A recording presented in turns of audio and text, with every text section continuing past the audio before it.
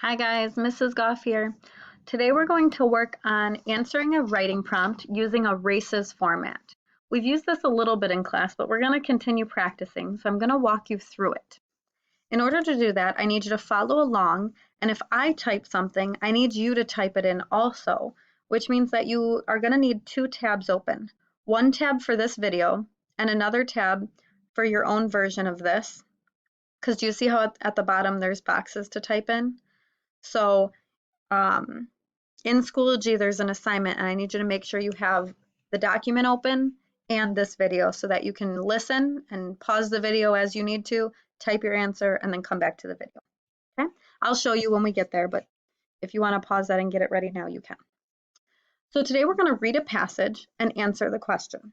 So before I read the passage, I'm going to scroll down to the question because I want to think about what I'm focusing on. So this says text-dependent analysis, which means I'm analyzing, I'm reading through the story, this text, to get my answer. So here it is. The bird is important to the story.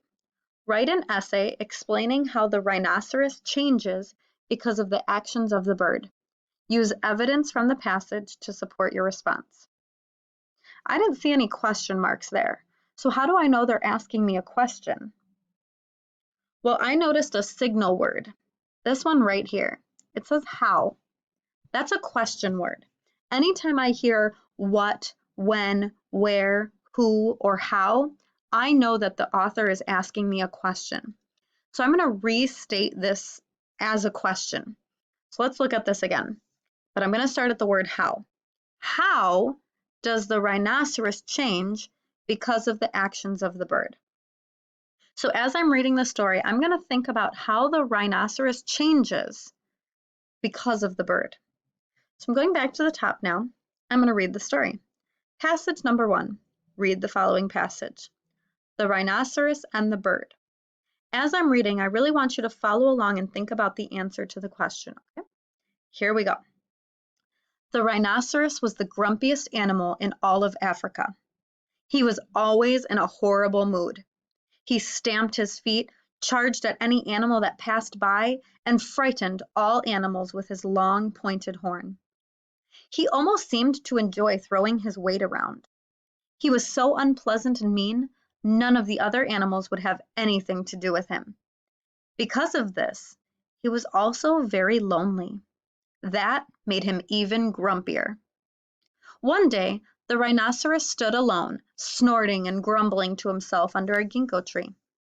He noticed a little bird perched cheerfully on a branch above him. "Hello down there," chirped the bird. "Go away and leave me alone," huffed the rhinoceros. "I would like to ask you a question," the bird insisted. The rhinoceros was so surprised that the bird was still speaking to him that he forgot to be grumpy. "Aren't you afraid of me?" asked the rhinoceros. "Not at all," answered the bird. He was safely out of reach of the rhinoceros. Besides, the bird was too curious to be afraid. "I was just wondering," continued the bird, "what in the world makes you so grumpy? You must know that's why you have no friends." The rhinoceros stamped impatiently. "I know. I can't help it," he snapped. "You would feel bothered too if your back were always as itchy as mine." The bird looked down at the rhinoceros's back. "I see your problem," tweeted the bird as he hopped excitedly on his branch. "You have little bugs crawling all over your back." "Well, now I know the reason." The rhinoceros shook his head. "But it still doesn't solve anything." The little bird fluttered down to a lower branch to look more closely. "I think I can help you," said the bird. "You?" the rhinoceros laughed. "How?" The bird replied, "You are itchy, and I am hungry.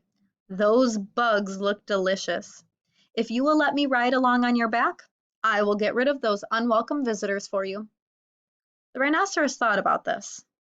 "Won't I look foolish walking around with a little bird on my back?" he worried. "Some might say you look pretty foolish now," reasoned the bird, "standing here grumbling to yourself under a tree." The rhinoceros could not argue with the bird's point. He agreed, and the little bird hopped onto his back. The next day, the other animals saw an amazing sight. The rhinoceros was trotting across the plain with a tiny bird perched on his wrinkled shoulder. The rhinoceros felt so much better without the bugs on his back. He felt so good that he did not mind the strange looks he got from the others.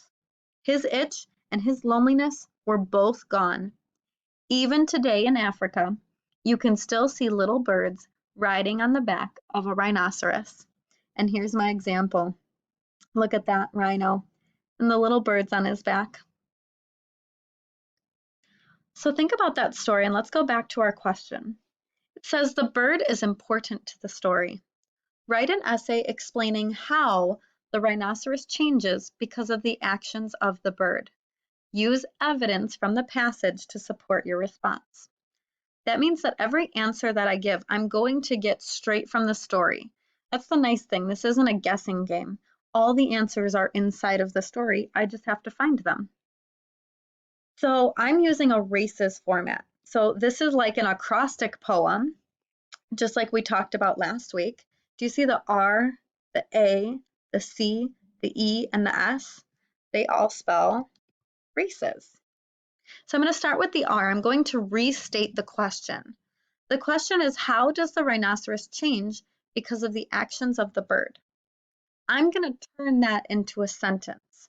So I'm going to say the rhinoceros, and I'm going to make sure to spell that word correctly because that's right in the question. So if it's right in front of me, that's something that I should spell correctly. It's kind of like a freebie. So the rhinoceros changed throughout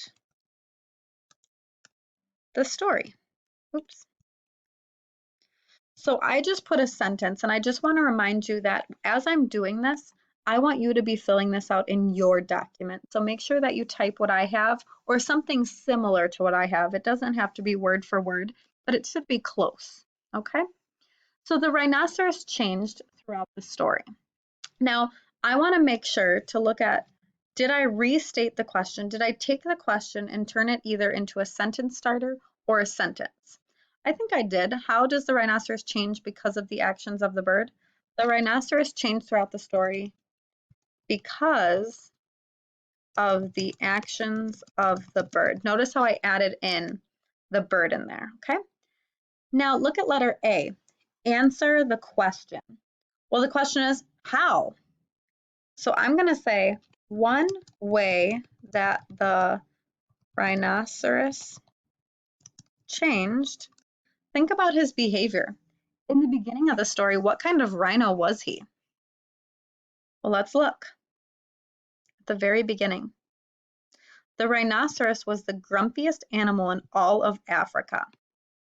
So in the beginning of the story, he was grumpy, but by the end of it, notice his itch and his loneliness were gone. These are important features. So right here, I'm going to say one way that the rhinoceros changed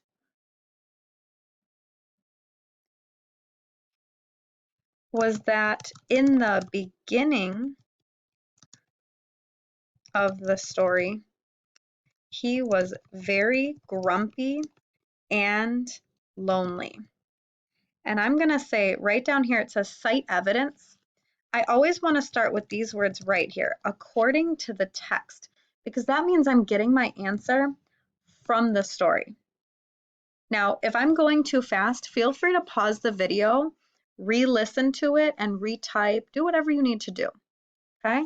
So again, if I'm going too fast, just listen to it again or pause it. It's okay to take your time. Now back to this, cite evidence. According to the text, do you see how this says the rhinoceros was the grumpiest animal in all of Africa? I'm going to say those exact words. So because they're not my words, I'm going to put quotation marks, and I'm going to say the rhinoceros was the grumpiest animal. I'm going to double check. Was the grumpiest animal in all of Africa. In all of Africa. Okay. He was so unhappy and mean that he had no friends. Okay.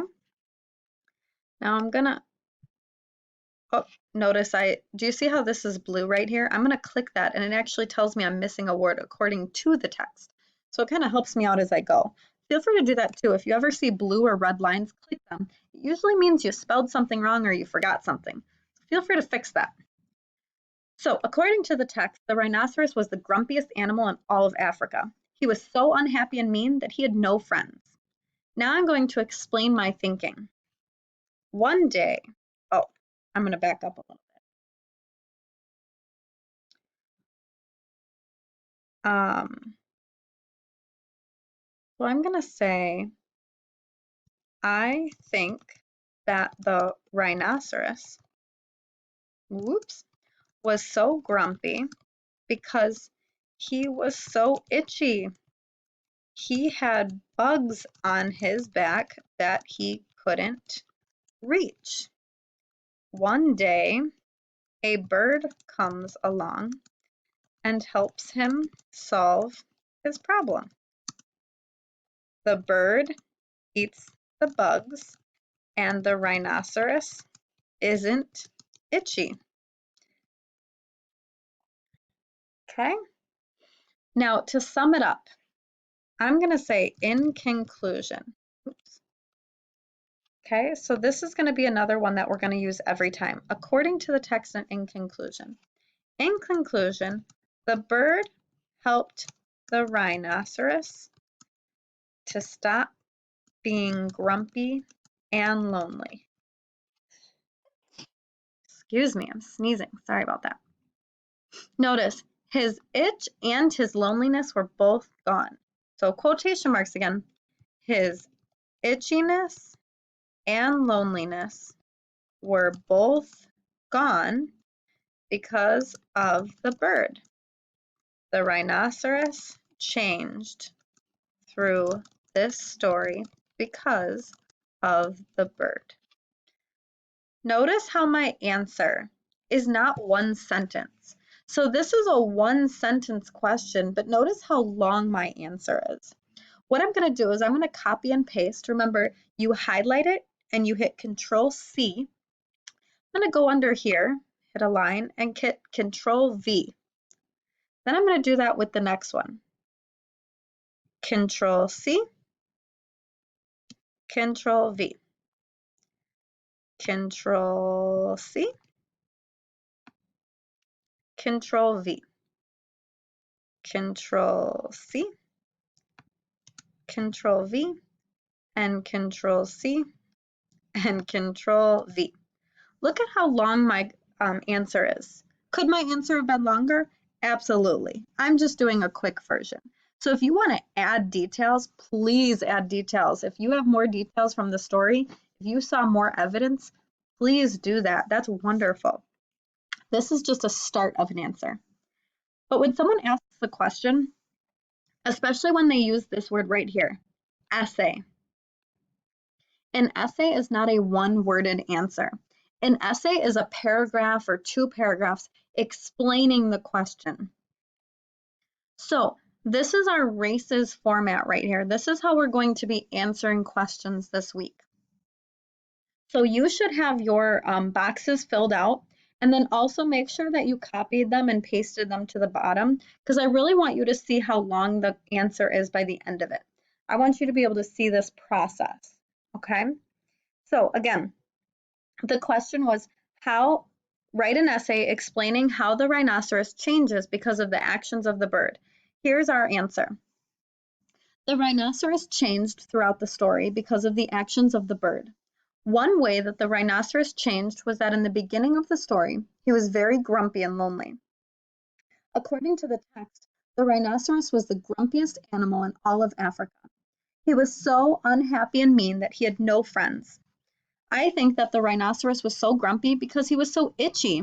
He had bugs on his back that he couldn't reach. One day, a bird comes along and helps him solve his problem. The bird eats the bugs, and the rhinoceros isn't itchy. In conclusion, the bird helped the rhinoceros to stop being grumpy and lonely. His itchiness and loneliness were both gone because of the bird. The rhinoceros changed through the story because of the bird. All right, that's it for today. Once you have all of this written, hit submit and move on to the next subject. Thanks, guys.